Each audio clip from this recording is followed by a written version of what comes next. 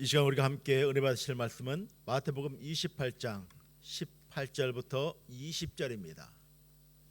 예수께서 나와 말씀하여 이르시되 하늘과 땅의 모든 권세를 너희에게 주셨으니 그러므로 너희는 가서 모든 민족을 제자로 삼아 아버지와 아들과 성령의 이름으로 침례를 베풀고 내가 너희에게 분부한 모든 것을 가르쳐 지키게 하라. 볼지어다 내가 세상 끝날까지 너희와 항상 함께 있으리라 하시니라. 아멘. 할렐루야. 주님의 이름으로 정말 축복하고 또 너무나 감사를 드립니다. 저는 이제 한국에서 안양 평촌 지역에 있는 우리 세주안교회에서 목회를 하고 있고,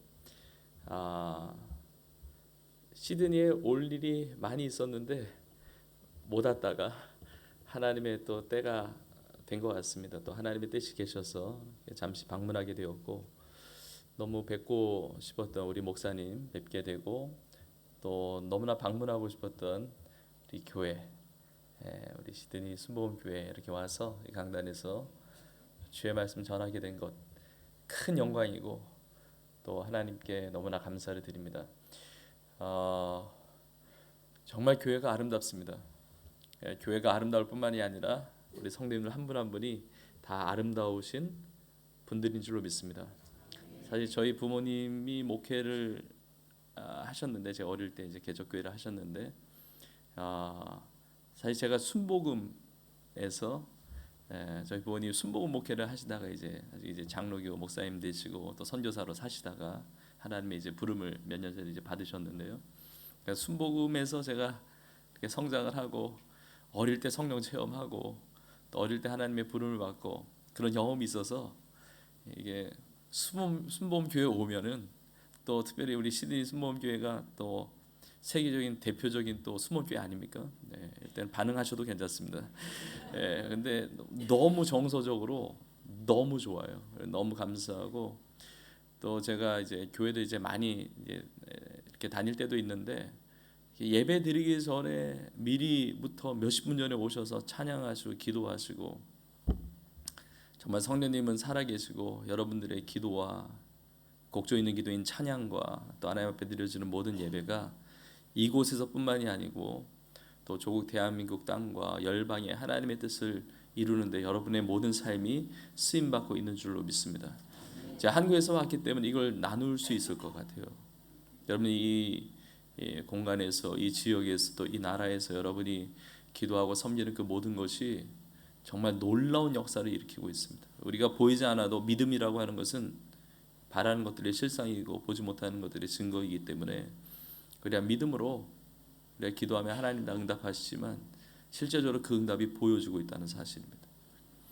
여러분, 이스라엘 백성이 광야 생활을 할 때 아말렉과의 이제 전쟁을 할 때 모세는 산으로 올라가서 이제 기도를 할 때 아론과 훌이 손을 받쳐주면서 이제 중보기도를 하는데, 그때 산 아래에서는 여호수아와 이스라엘 백성들이 아말렉과의 전쟁에서 승리하게 됩니다.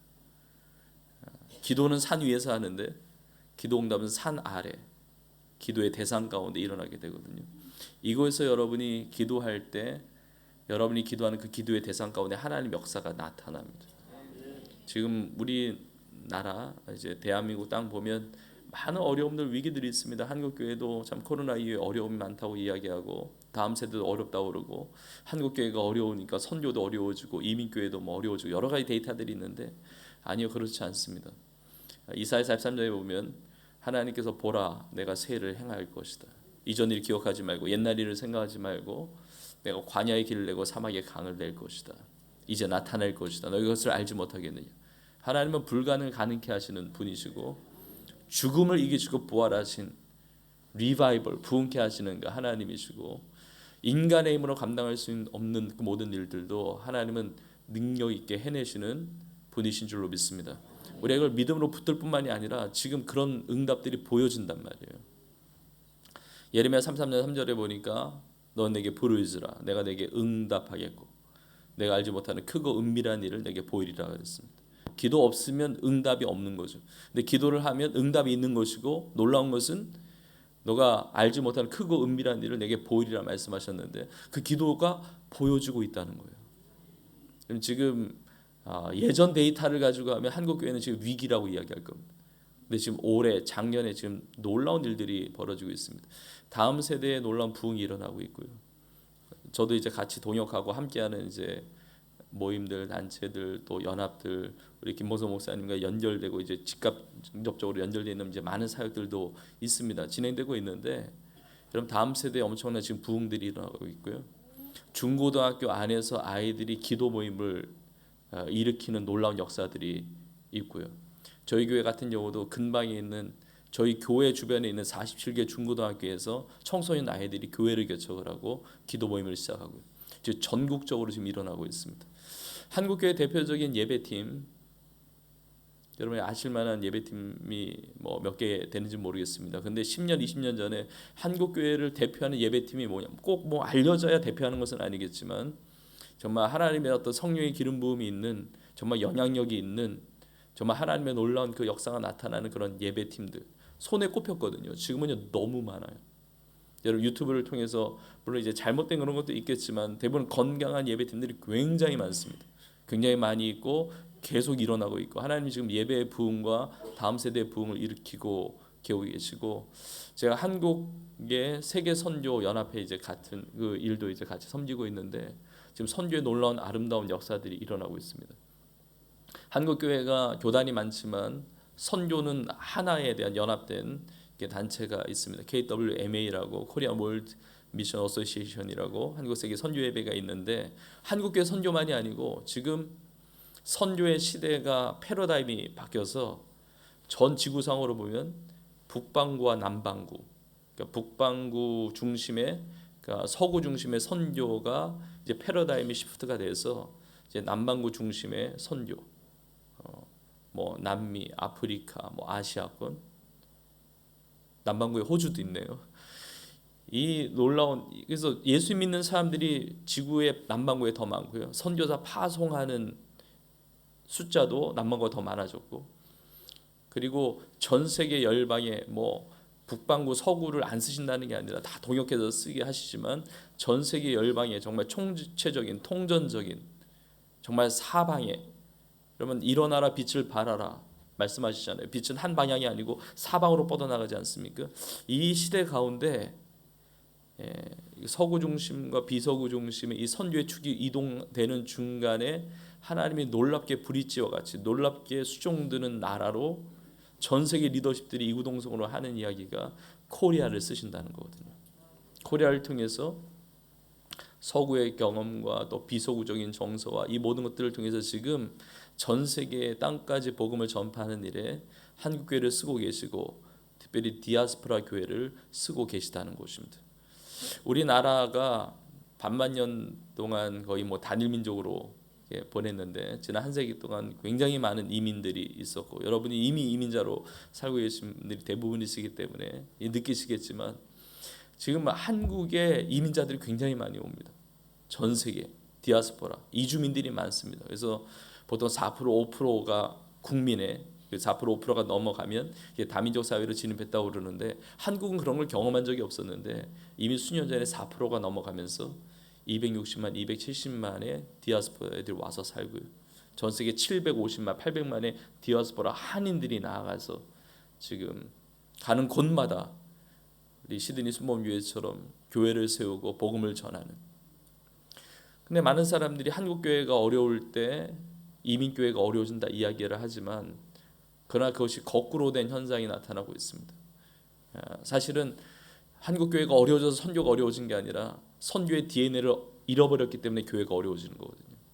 그러니까 선교를 잃어버린 한국 교회가 위축될 수밖에 없죠. 왜냐하면 하나님은 선교하시는 하나님이시기 때문에. 그 선교의 현장 가운데 있는 디아스포라 한인 교회를 통해서 지금 한국 교회를 깨우는 일들이 일어나고 있습니다. 제가 오늘 예배드리기 전에 잠깐 우리 목사님과 대화하면서 이제 그런 대화도 했습니다. 전 세계에 흩어져 있는 순복음교회 중에 대표적인 교회이고, 저는 순복음교회만이라고 생각하지 않습니다. 제가 미국에서 이민 교회에서 잠깐 경험도 하고 이제 유학 생활도 하고 그러면서 이제 한국에 10여 년 전에 이제 들어오게 됐습니다. 그때 하나님께서 주신 기도하면서 주신 마음이 있었습니다. 한국교회 심장이 멈춰져 있는 것과 같은데 이 멈춰져 있는 심장을 깨울 것을 하나님이 준비하셨다는 것입니다. 하나님이 북한을 통해서 깨우시고 디아스포라를 통해서 깨우신다는 거죠. 저는 코로나 이후에 하나님이 그 일을 행하신다고 생각합니다. 여러분의 삶은 이 자리에서의 그냥 삶이 아니고 여러분의 신앙은 여러분의 신앙으로 끝나는 것이 아니라 여러분의 삶과 여러분의 신앙과 여러분의 기도와 이 예배가 여러분이 만나는 영혼들을 깨울 뿐만이 아니라 지금 시드니 이 이민 사회를 깨울 뿐만이 아니라 이 호주 지역만이 아니라 지금 한국과 세계 열방을 깨우는데 하나님께서 사용하시는 줄로 믿습니다. 이거는 하나님께서 그렇게 디자인하신 것입니다. 디자인하셨어요. 우리가 읽은 오늘 본문의 말씀 아마 모르신 분 거의 없으실 것입니다. 신앙생활 하신 분들은 다 아시죠. 그레이 커미션이라고 하는 예수님의 지상 대위임령, 지상 명령이죠. 예수님이 우리 죄를 위하여 십자가에 피 흘려 죽으시고 부활하시고 나셔서 승천하시기 전에 유언과 같이 하신 말씀입니다. 하늘과 땅에 있는 모든 것을 내게 주셨으니 그러므로 너희는 가라. 가서 아버지와 아들과 성령의 이름으로 세례를 베풀고 내가 너희에게 분부한 모든 것을 가르쳐 지키게 하라. 주님의 명령이거든요. 동화책을 보니까 청개구리 이야기 아실 겁니다. 청개구리는 엄마 하는 얘기 완전히 반대로 해서 청개구리거든. 그래서 유언도 거꾸로 하잖아요. 전혀 모르시는 표정인데 하여튼 청개구리는 하여튼 안 좋은 개구리예요. 그러니까 엄마한테 순종하지 않고 불순종이 전문이 이제 청개구리인데, 그러니까 유언도 거꾸로 했는데 그냥 유언은 또 유언이라고 해서 또 엄마 말에 또 순종하는 거예요. 근데 여러분 아무리 청개구리 같은 신앙생활을 할지라도 예수님 이렇게 하라고 하면 저렇게 하고 이걸 기뻐하신다고 그러면 왜 이렇게 주님의 마음을 아프게 하는지, 왜 이렇게 시험을 많이 들고 왜 이렇게 하나님의 사명 감당하지 못하고 하나님의 뜻대로 살지 못하지, 아무리 청개구리 같은 신앙생활을 한다 할지라도 이 예수님의 유언과 같은 이 말씀은 성도의 마지막 자존심이고 교회의 마지막 보루와 같은 말씀입니다. 여러분 주님의 말씀 다 지켜야 되지만 진짜 설령 못 지키는 말씀이 있다 할지라도 이 말씀은 반드시 지켜야 된다는 거죠. 여러분 예수님이 승천하시기 전에 이 말씀을 주셨다는 거예요. 여러분 이스라엘에 가보신 분이 계신지 모르겠는데 성지순례 이제 많이 가고, 지금 이스라엘과 하마스가 이제 뭐 여러 가지 또 팔레스타인과 이제 분쟁 때문에 좀 어려움은 있지만 지금 뭐 이렇게 공항이 다 열려서 이제 많은 한인들이, 거기에도 이제 한인 교회들이 여러 군데가 있고요. 그리고 이제 많은 분들이 이제 그곳에서 이제 선교 사역도 이렇게 하고 계시는데, 제가 이제 여러 차례 이스라엘 방문했는데 그 감람산에 보면 예수님이 승천하셨다는 자리로 추정되는 곳에 승천교회가 있는데 거기 가면 이제 감동이죠. 왜냐하면 제 아들의 눈 앞에서 예수님의 발이 들려서 승천하셨으니까. 여러분 우리가 그 당시에 제자들의 입장이라고 생각해 보십시오. 예수님이 죽으시고 부활하셨습니다. 부활하신 예수님을 만났습니다. 의심 많았던 도마도 그 눈앞에서 예수님의 그 부활을 목격을 했습니다. 그리고 제자들이 있는 데서 예수님께서 말씀하신 거예요. 사복음서 뒤편에 있는 유언과 같은 말씀을 다 하셨습니다. 너희는 온 천하에 다니며 만민에게 복음을 전파하라고. 너희는 가서 모든 민족을 제자 삼으라고. 제자들은 모든 민족이 어떤 민족인지도 모릅니다. 팔레스타인 땅, 그 이스라엘 땅을, 유대 땅을 벗어난 적도 없어요. 전 세계 지도가 어떻게 돼 있는지도 모릅니다. 그런데 주님은 11 제자에게 너희는 가서 모든 민족 제자 삼으라 말씀하셨습니다. 그래서 사도행전 1장에 보면 우리 너무나 유명한 말씀이죠. 사도행전 1장 8절에 보면 오직 성령이 너희에게 임하시면 너희가 권능을 받고 예루살렘, 유대, 사마리아와 땅끝까지 이르러 내 증인이 되리라. 이 말씀을 하시고 제자들이 보는 데서 발이 들려서 승천하시거든요. 내 눈앞에서 발이 들려서 부활하신 예수님이 하늘로 올라가신 것을 봤다고 생각해 보십시오. 그걸 본 사람이 고린도전서 15장에 보니까 500여 형제가 넘습니다. 500명이 넘는 사람이 이걸 다 아는 거거든요. 부활하신 예수님을 만났거든요. 예수님이 이렇게 승천하시면서 마지막 주신 유언과 같은 말씀, 지상 명령인데, 여러분 그날과 그때는 알지 못하지만 예수님은 반드시 다시 오시는 줄로 믿습니다. 예수님이 승천하신 예수님께서 다시 오실 때 승천하시기 전에 주셨던 유언과 같은 지상 명령의 말씀 확인하시지 않겠습니까? 내가 가라고 했는데 너 갔느냐? 모든 민족으로 갔느냐?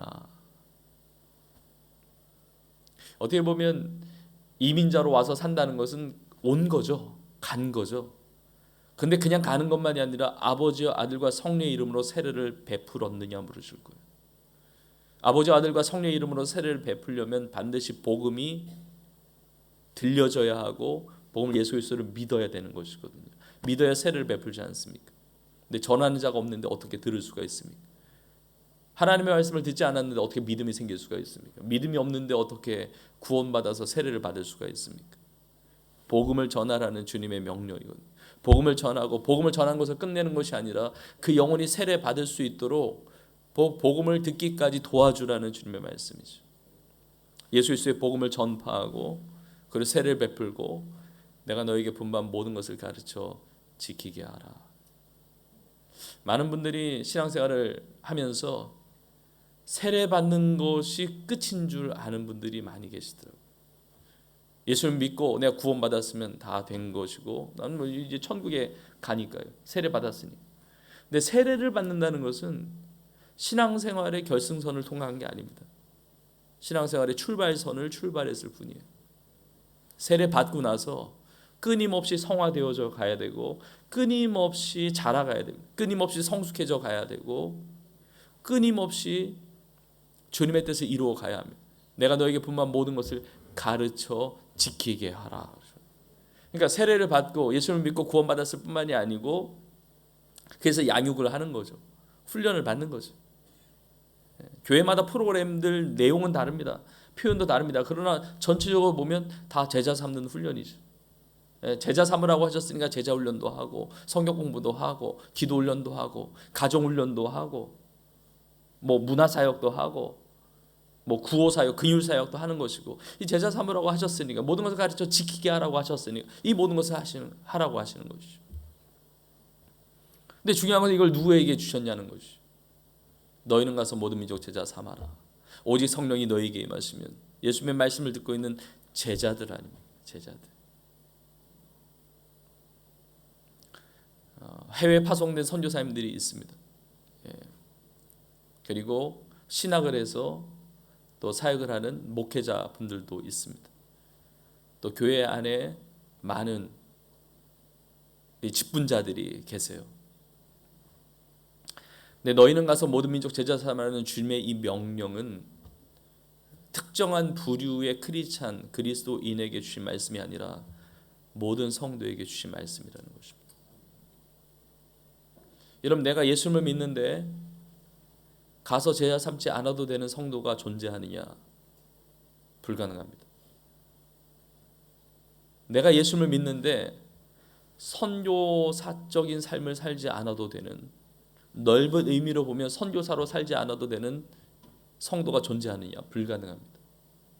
왜냐하면 예수님이 이 땅에 하나님의 미션을 가진 미셔너리로 이 땅에 오셨기 때문에 예수님이 하늘보좌를 버리시고 천국 복음을 전파하기 위하여 이 땅에 오셨고 부활하신 예수님께서 평강이 너희에게 있을지어다 아버지께서 나를 보내신 것 같이 나도 너희를 세상에 보내노라.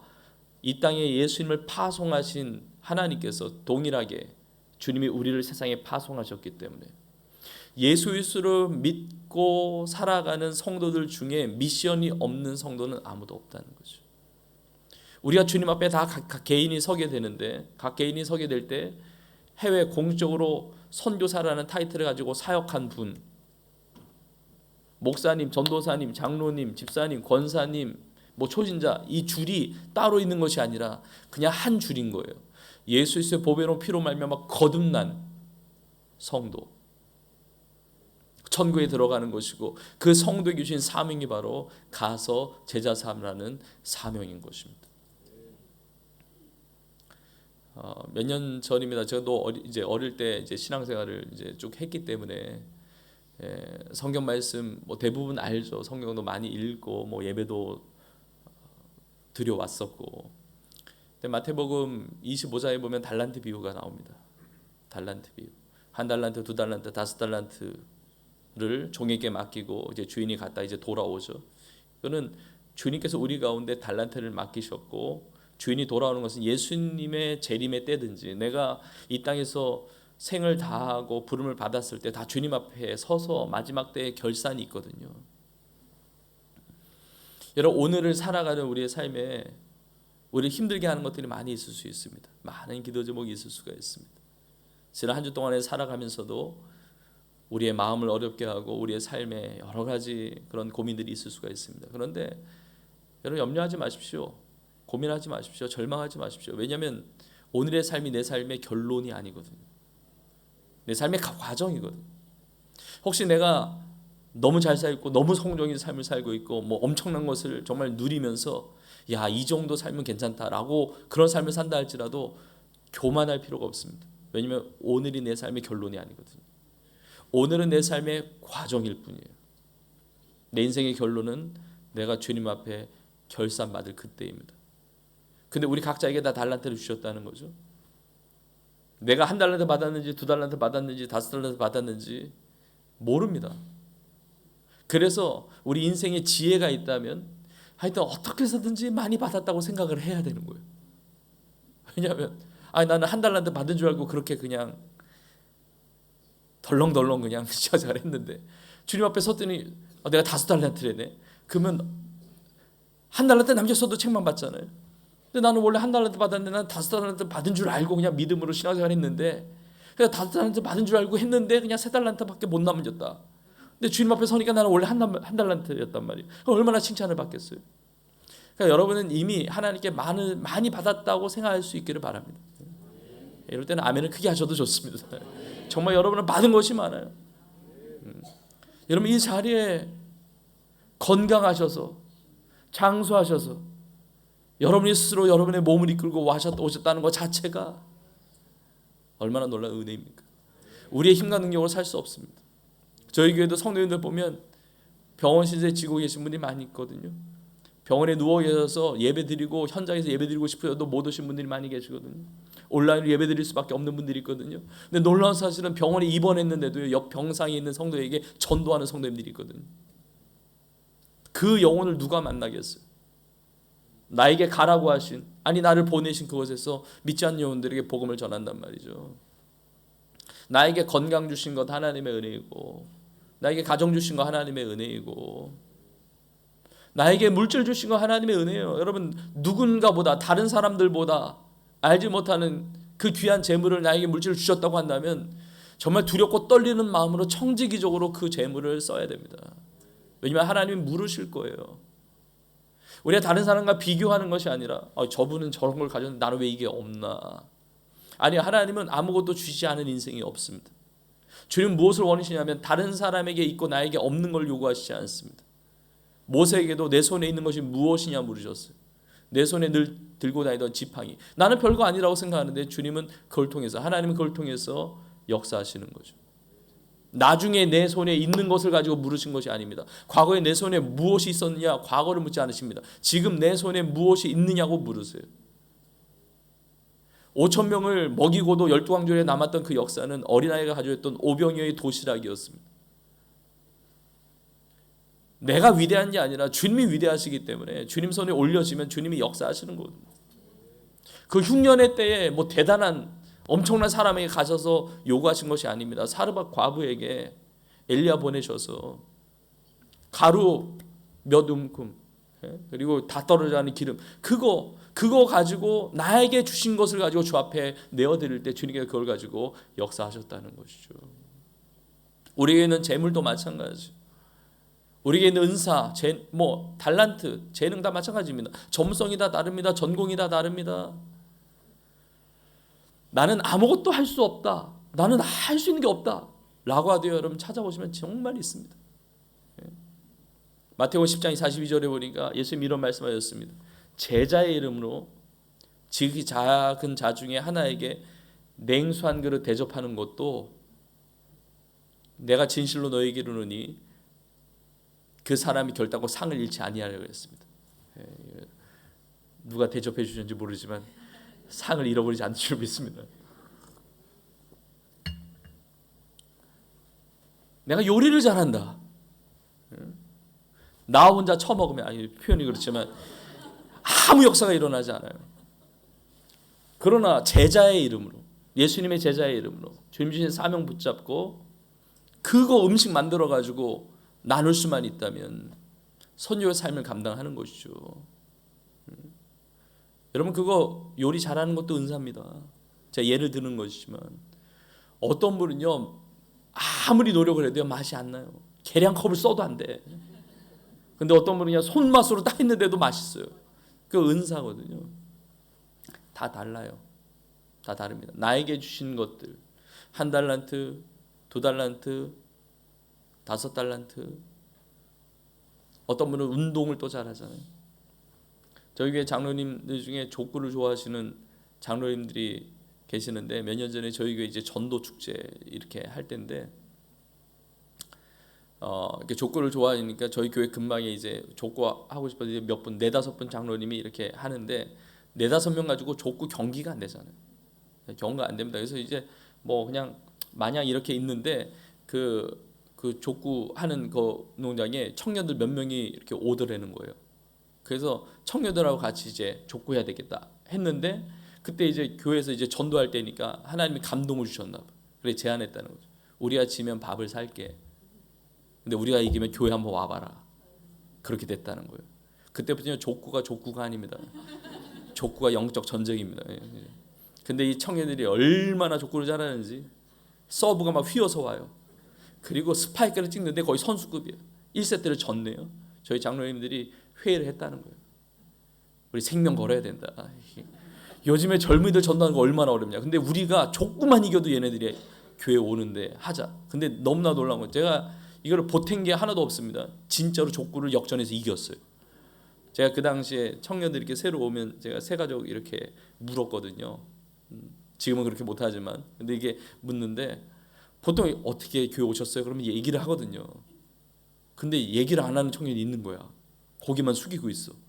아니 그래서 민망해서 또 물었죠. 아니 어떻게 오셨습니까? 오셨나요? 이렇게 하니까 조용하게 얘기하더라고요. 족구에서 져서 왔다고 그러더라고요.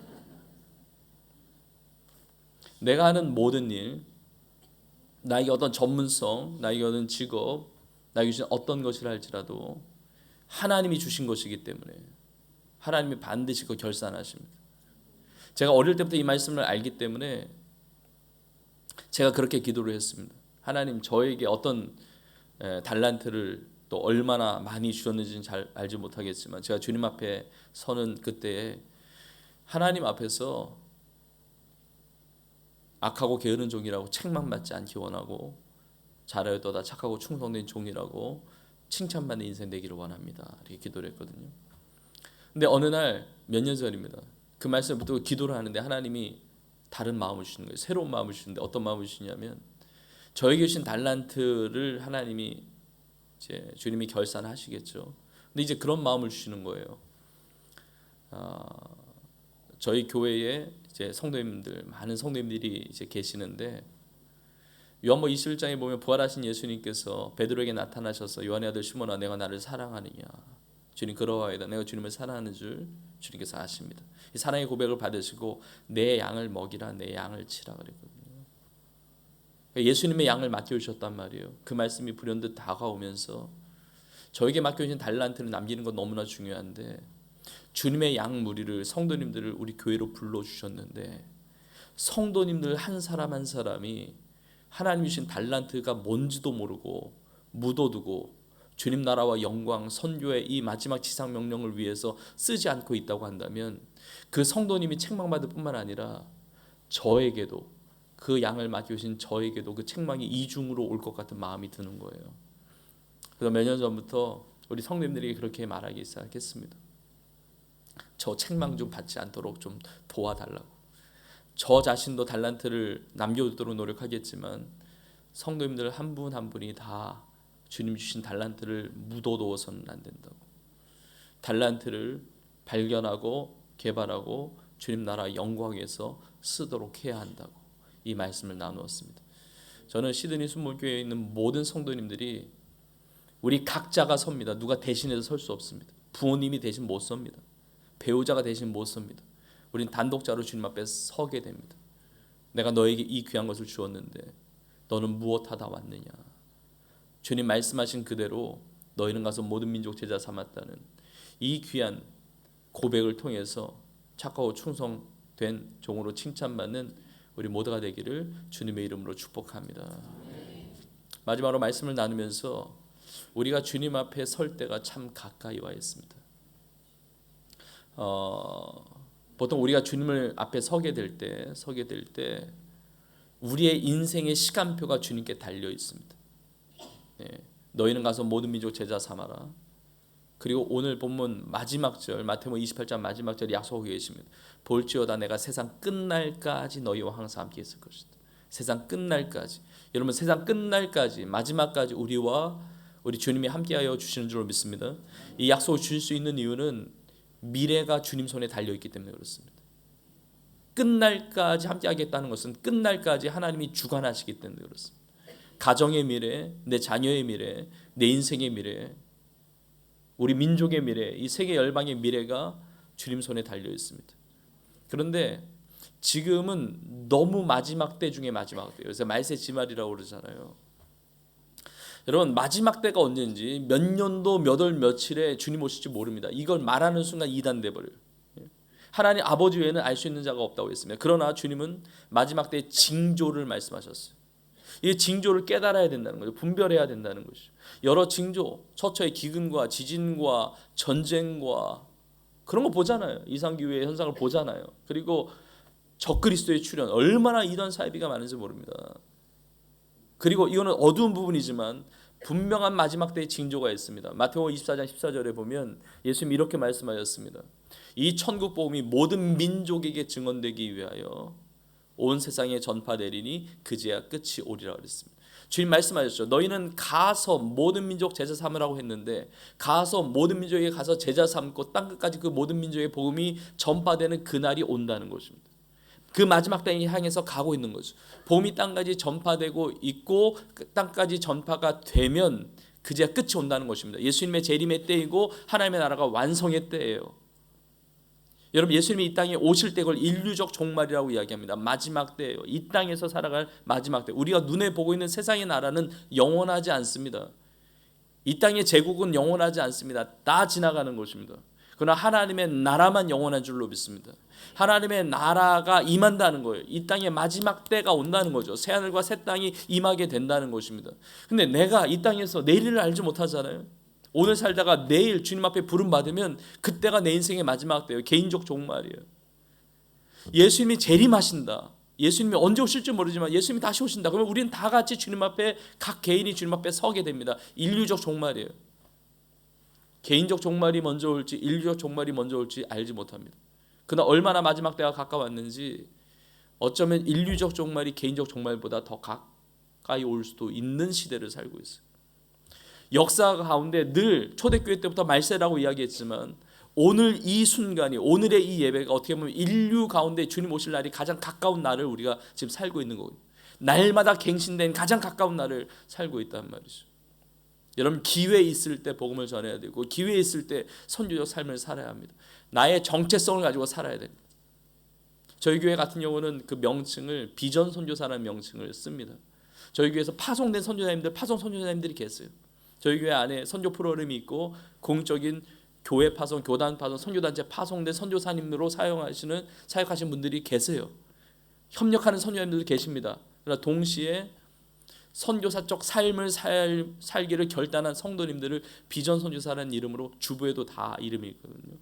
모든 성도들이 사실은 선교사로 살고 있는데 그 선교사로 살고 있다는 사실을 모르고 살아가는 거죠. 제가 해외 이민 교회나 이렇게 집회 인도할 때 종종 그런 표현을 합니다. 이미 디아스포라로 살고 계시는 모든 한인 성도님들은요, 기본적으로 선교사로 하나님이 보내신 것입니다. 선교사로 살게 하시는 것이거든요.